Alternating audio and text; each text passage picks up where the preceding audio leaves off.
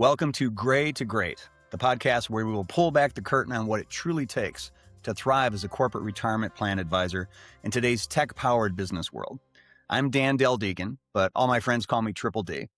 As a former sales leader and CEO and now board member of Great Gray Group, I know that success in this field goes beyond the numbers. In each episode, I'm going to team up with one of your peer retirement plan advisors to bring you the strategies that separate the best from the rest.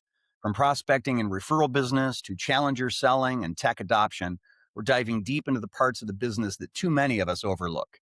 Whether you're here to sharpen your skills or if you're looking for the next big idea, this is where the playbook gets rewritten. So get ready for sharp, actionable insights that'll take your practice to the next level. Because in sales, there's no gray area. Hello, everyone. Welcome to another episode of Gray to Great. I'm your host, Dan Del Deegan. And our guest today is Michaela Scott, someone who's one of the most recognized voices in the retirement plan community. I'm going to run off a few of these credentials, very impressive, and I think it sets the stage for what great value Michaela's bringing to this conversation. Michaela is the founder and principal of the Strategic Retirements Benefits Group, lives out in the Boston area. Michaela is a NAPA Top Women Advisor Captain and member of the Top Plan Advisor Under 40 group. And then just most recently, Michaela was generous enough to host a panel at the Napa Summit in 2026, and her session over breakfast was the most attended. First thing in the morning, by the way, after a Flo Rida concert. So that's hard to get everybody mobilized that early. So welcome, Yeah. Michaela. Thank you for having me. I've loved listening to this podcast. So many incredible peers that have joined to share their stories. I'm excited to be with you, Dan. We're delighted to have you and very grateful you're spending time with us. So, Michaela, let's start with your origin story. We had a chance to hear a little bit about that as we prepped for this session, and it's a great story that I think also is indicative of your leadership style and the team that you've built. So, please share that with us. Thank you. Yeah, we talked that most people in this industry didn't plan on being in this industry, though I will tell you a new anecdote that this is true, but I'm actively trying to influence my 5 and 4-year-old to be in this business. My daughter is graduating from preschool, which is apparently now is like this big thing, and they're prepping. And at dinner the other night, she told me they practice. She gets a microphone and she has to stand up and tell everyone what she wants to do as her profession when she grows up. So as you can imagine, every day her answer changes. My favorite so far is traveler.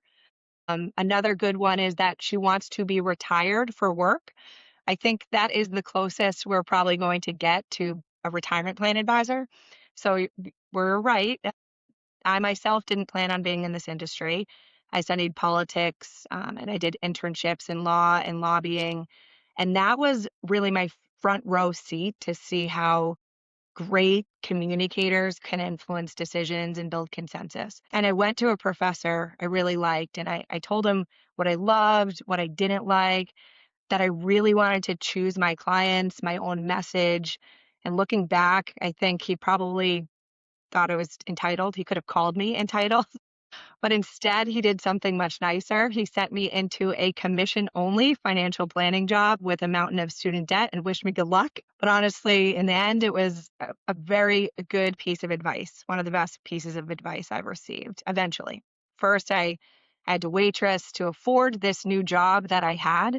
I studied for those series exams behind the hostess stand. I cried in the bullpen more than once, I have to admit. I even remember I had this potential life insurance case, and my card, it was called CHIP, was so crappy, and I probably couldn't afford gas. So I had to enlist a more senior advisor to go on the case. And my deal was that we'd split it if we got the business. So that grind, it paid off. Year 3 plus, I was consistently one of the top producers in the country, and I agreed to do sales management, and I earned my master's during that process. And I was forced to, during this master's program, do a business plan. And I'm so grateful because I likely wouldn't have done it without that requirement. And I figured out through that process, I wanted more impact and more scale. And a mentor told me that I could find that in benefits. I could, instead of going kitchen table to kitchen table, family to family, I could sit in a boardroom and influence people to make good decisions that would impact thousands of people. And that was right up my alley. I could go back to helping people like my parents who are teachers and coaches. And so I sold my wealth practice and I worked on benefits. That's And wonderful. before I decided to, commit my time to focusing on retirement plans, I talked to DCIOs, record keepers, owners of TPA firms, asset managers, and I was like, tell me the best advisors you know. I want to ask them for a bit of their time and I want to just glean some insights into how I can do this and do this successfully, right? Like I'm an all in person Mhm. and I need to know I'm going to grow where I'm planted. Like this is my destiny, right? And somebody stopped me in my tracks, one of these folks, and they were like, do you want to be introduced to the advisor who I want to run my mom's company's 401k plan or the advisor whose practice I'd want to own? And I was like, that's interesting. But I received a tremendous amount of advice in that exercise. It actually reminds me, Dan, of why I love what you're doing with this podcast today. Thank you so much for that. I can't help but double click on that last story you were telling about. Do you want the advisor whose business you'd want to own or who you'd want consulting your mother? Now, that feels like a setup for a great narrative around should it have to be a trade-off? Should there be a fork in that road? Because you seem to personify a spirit, a theme of bringing both of those things to the Mm. table. And I'd love to hear you talk about the team you've built as well. But comment on that if you could. Why should there be a trade-off? Because it seems like you embody a notion that there isn't a trade-off between those two. Thank you. Yeah, to me, they shouldn't be mutually exclusive. It positions this industry as if you can be profitable or have great service. You can be a great advisor or you can have a lifestyle practice. Like to me, I see it, I understand it more now that I'm in this industry, but I learned something about myself and where my priorities are. And I would now never spend time asking advice from an advisor who isn't first and foremost passionate about their client outcomes. Those are the people I want to be taking advice from. Those are the people I want to work with to make this industry better. And if you watched our team celebrate, you would see that very clearly. When we're celebrating, we're the most excited about clients where we know our expertise, our service model, and our team is going to have the biggest impact, make the biggest difference. To me, that's success, the alignment of this passion, the purpose. And yes, of course, we're grateful that we get to do well by doing good. That's the priority, though. I don't see them in conflict. I see them in concert with each other. And it's something that creates, I think, such a positive culture for our team as well, because you can always have an impact. You can always solve a problem. And that, we're constantly celebrating because that's table stakes in our business. It's a fun it's a Indeed, and fun you're job celebrating to the have. right things.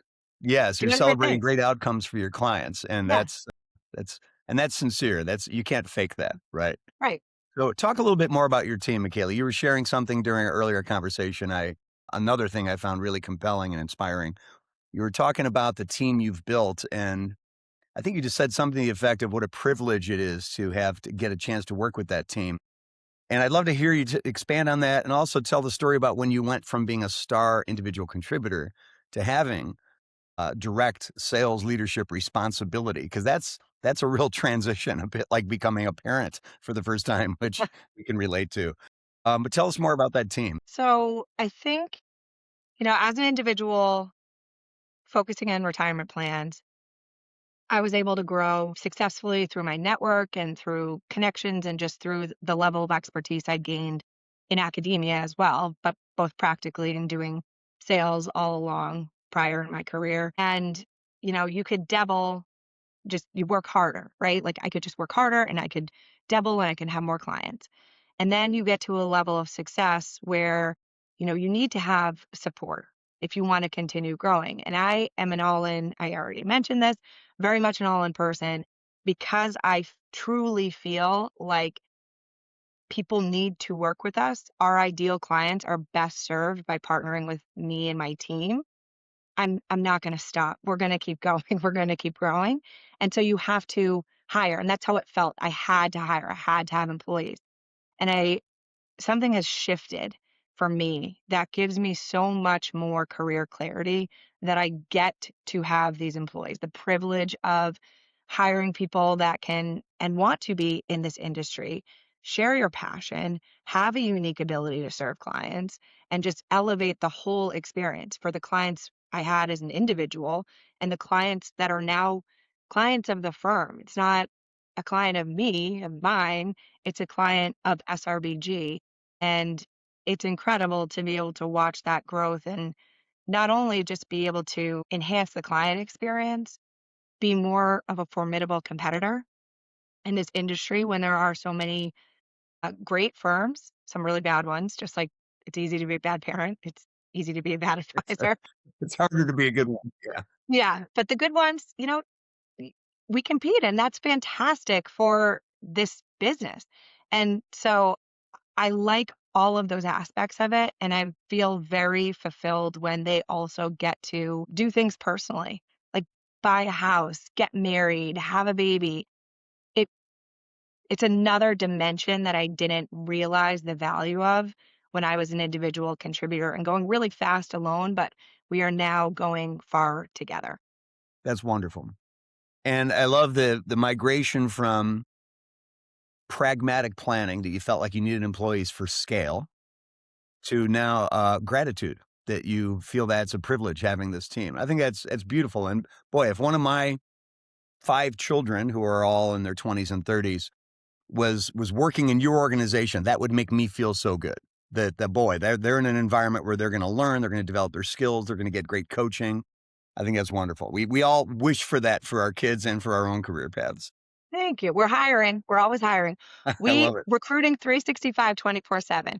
If there How is an about it? incredible person, we will have a conversation. Brian's on our team is a plan governance manager. It's not the role we originally intended, but it is an incredible and differentiating role, and he is absolutely crushing it. So yes, always having conversations with great people. I love it. You're right. We're always recruiting talent, right? And it should be that way. So let's shift a bit to something you said during the Napa Summit session that you hosted for us. You used the phrase something to the effect of clarity is king. And I think you were talking about differentiating amidst the sometimes dizzying array of options in front of our plan sponsors and plan participants. How do you differentiate your firm and yourself? I'd love to hear you expand on that. I am very obsessed with I mean, our firm motto is we get you, we guide you, we make it easy. And I'm very obsessive about that. Like to the point where I will get angry if I ask for a cell phone number and, someone sends it to me in a format I just can't click and call. Like, I'm driving. Why didn't you make it easy? Uh, that makes me sound nuts. But my point around this is how clear are we and how easy do we make it for clients to digest information and use it in a meaningful way? If our job is to help people make better decisions, we need to focus our time on understanding. There is information overload. Like we stopped creating a lot of net new content because we can curate it. There's so much good content. And so if I spend my energy now on getting in front of clients at the right time and not putting things in front of them when it is not the right time, and they make a good decision, that's my responsibility. If, we joke in our business sometimes, like you can lead a horse to water, but you can't make it drink. It's like, okay, is that the end of the story? Or did we make it really understandable? Did we make it so easy that they could take that next best step? And so I will really focus on, must do, should do, nice to do. Here's why you need to know this. Here's why it matters to you. This is a lot of extra information, but here's the point. Keeping the main thing the main thing. It's not everything you say to them, it's what they hear and how they use that. And guiding to better decision making. It, there should not be so many new clients with a through line where we onboard and they go, that's the first time I've ever understood that, or this is the clearest I've ever been about our plan. This is the most confident I've been as a fiduciary or making such and such decision. Thanks for making it easy. That that needs to be something we all prioritize and focus on. It's A great probably what we were differentiator. talking about when I was talking about clarity. Yeah, I love that. And that that's it certainly differentiates you and your firm from what feels like is an unnecessarily high level of complexity and high volume of material and content meant ironically to educate plan sponsors and plan participants, but it ends up having the opposite effect. It can intimidate, it can overwhelm. So, did you just kind of get that right off the bat when you started in this world that you could see that in people and you felt the need to bring that message to them in a way that was relevant and actionable and made them feel less intimidated? What did you pick up on to go in that direction? Now, our clients are really great with us as well. We ask for feedback and we take it. You know, what are they enjoying about the experience of that meeting that we just had? What do you wish was improved from that? What could we be doing to help you make decisions more confidently?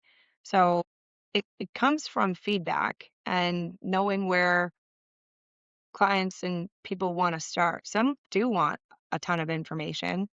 Some want you to get to the point and then give that later. So for me, it's taking the time, that first end of our model, like getting our clients really well. And I just take an extreme ownership position of not thinking like we put it out there, they have the information and they made a bad decision and that's on them. I think it's on us. I think it's on us if that happens. And Well, that so, accountability comes through in the way you even talk about it. I think it's wonderful. It's interesting. You were also sharing with me the notion of selecting clients, which some people might think of as it sounds like a misuse of the phrase because, gee, aren't we earning clients? Aren't we going to take every client we can get? But you shared a very thoughtful perspective on selecting clients that are the best fit for your ideal client profile, where you feel you can have the best impact on their journey and their outcomes, as opposed to we'll take everything and, the money spends the same. Everybody's money is green. You seem to have a discerning taste in which clients you would select. I'd love to hear you share more about that. yeah, so this hasn't always been the case. You recall that I was cold calling and dialing for dollars, and so this abundant almost approach to client management or selecting clients or partnering with the right folks has not always been the way it's not always been that way in my career. But you'll see actually behind me that there's this picture. It's not because I particularly love baseball. It's because I was in a contest where you had 60 seconds to say, amongst a lot of really excellent peer advisors, what you would do tomorrow to grow your business.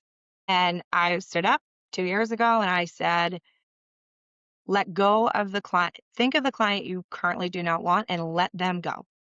Exit them from your practice. That is the number one quickest way for you to grow.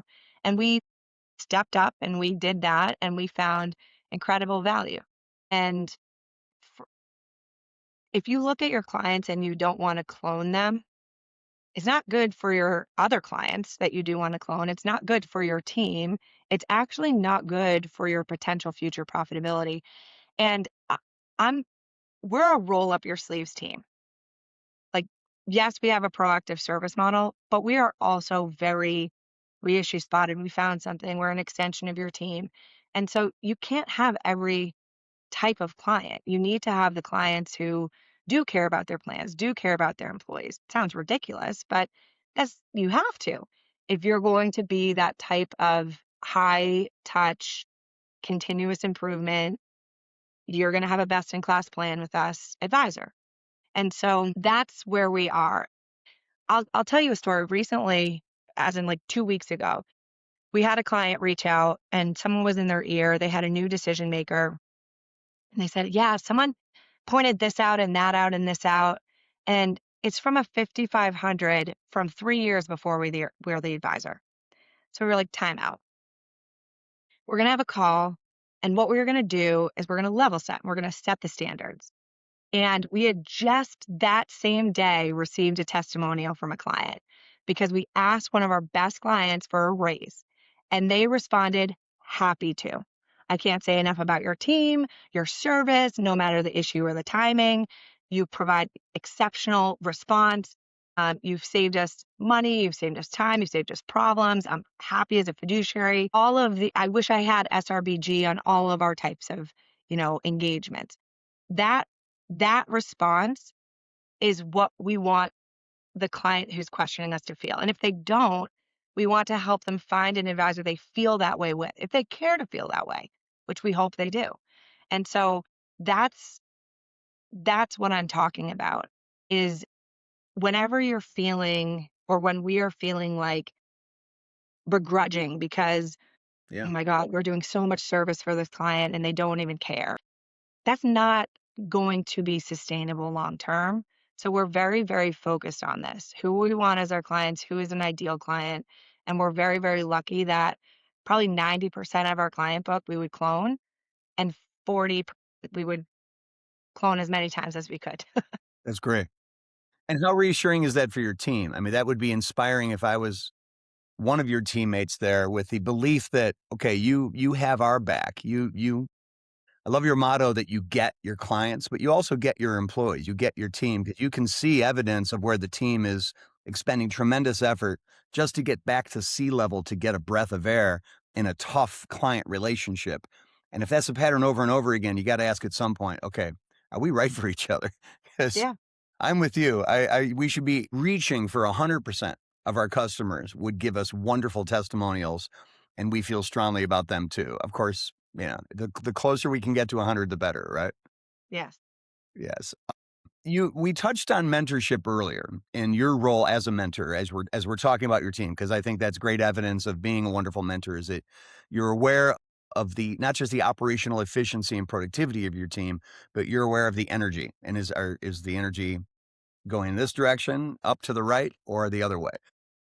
You seem to have been inspired by, I'm guessing, mentors like yourself at this stage of your career when you were younger. Tell us a story about who did you encounter early in your career that kind of set that North Star for you? So I didn't plan on sharing this, but I will. When I started to find that success, right, year 3 and 4 and 5, there were a lot of advisors within that practice because the way the practice was built, it was a financial planning firm.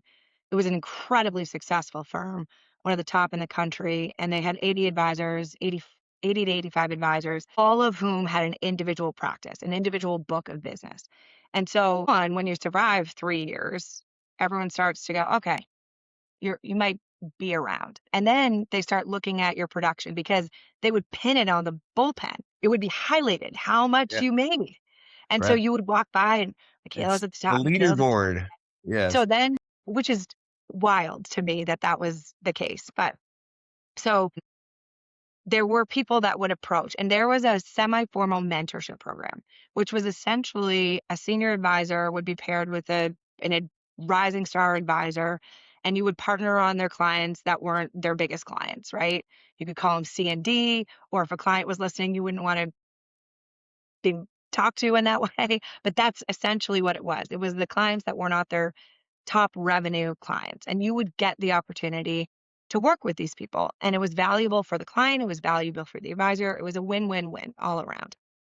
And I remember having the choice between two different advisors. And one advisor was production off the charts, incredible, like, holy cow, this advisor wants to work with you. And there was another advisor who wasn't that way. But I liked him. I liked his family. I liked what he did with his family. I liked what his clients said about him. I liked that he was really a comprehensive and at the time, like really trend setting, fee based, fiduciary, comprehensive advisor. He was not selling.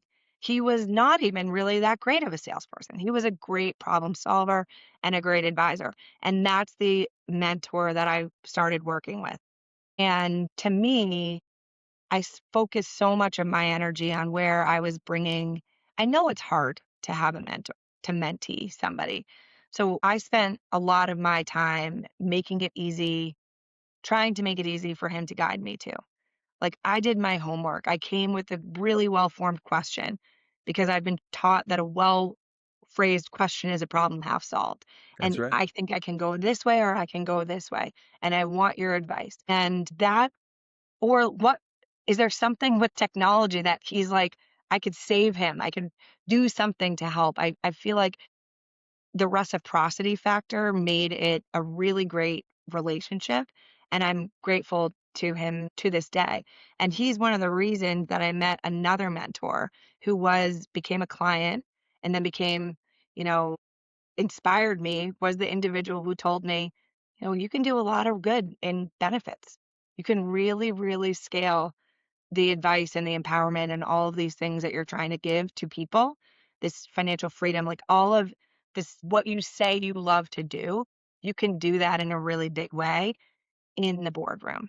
And so, yeah, the mentorships have just been invaluable for me. Your sense of gratitude, Michaela, just pours out as you tell that story. That's beautiful. Thank you for sharing that. And especially the part you described about meeting your mentor halfway and becoming someone who is easy to mentor. As a mentee, that's part of the gig, right? It should be part of the job. And obviously you're paying it forward, which is delightful to see. And that's a good segue into how we like to punctuate these conversations. You may have heard this on previous podcasts. Speaking of young people in your firm and mentoring, let's imagine that the young person that we're talking about now is a young Michaela Scott, younger, right? And you can have, through a time machine, you can go back in time and have a conversation with Michaela and be one of those mentors to yourself, like you were describing. Love to hear what kind of advice would you give yourself? Okay. Because I get so much unsolicited advice, I'm going to take this opportunity to give two pieces of advice. The first is more practical, and it's to build your systems before you think you need your systems. An example is I would have gotten a separate phone number and a separate email address on day one. Even if you're the person answering it, even if it's you, behind the cloak, train your clients to interact with the business, not the individual. And it feels unnecessary when you're smaller. But even if you want to build something bigger than where you're at or yourself, you'll be very grateful that you started early. Same with workflows.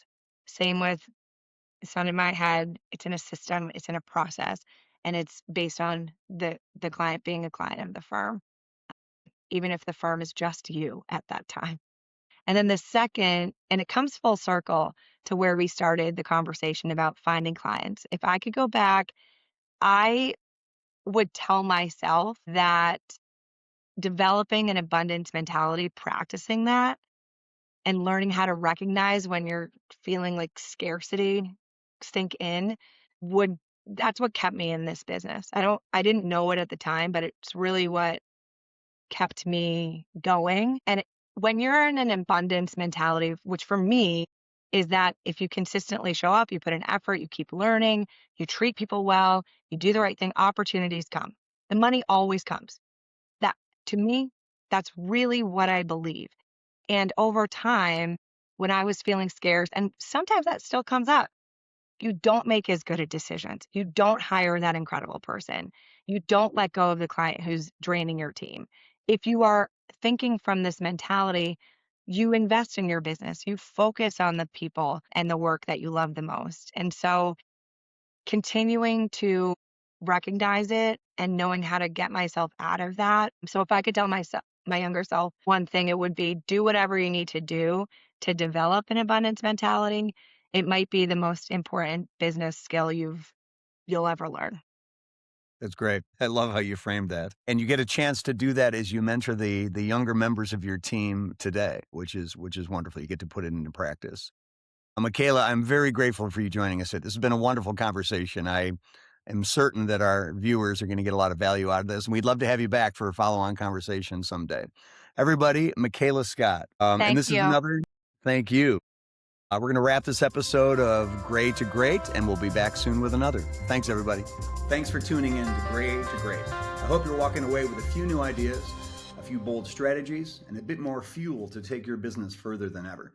If you found today's conversation valuable, make sure to subscribe, leave a review, and share this episode with a colleague. The best way to stay sharp is to keep learning together. So I'll see you next time right here where we will cut through the noise to bring you what really matters. Until then, keep pushing forward. because there's no gray area in achieving success.